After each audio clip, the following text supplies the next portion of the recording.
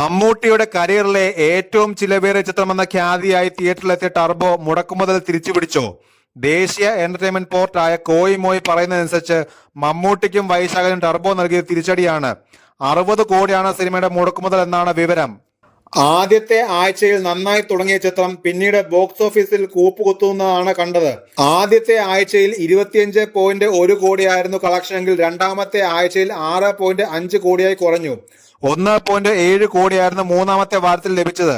23 മുതൽ 27 വരെയുള്ള ദിവസത്തെ കളക്ഷൻ 0.36 കോടിയാണ്.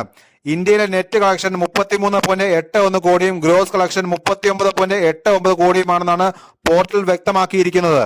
ഓവർസീസിൽ ഭേദപ്പെട്ട പ്രകടനം കാഴ്ചവെക്കാനായ മമ്മൂട്ടി ചിത്രത്തിന് 31.60 കോടിയാണ് ലഭിച്ചത്. ഇതടക്കം ചിത്രത്തിന്റെ മുഴുവൻ കളക്ഷൻ 71.41 കോടി രൂപയാണ്. 60 കോടി മുതൽ മുടക്കിയ ചിത്രത്തിന്റെ പ്രമോഷൻ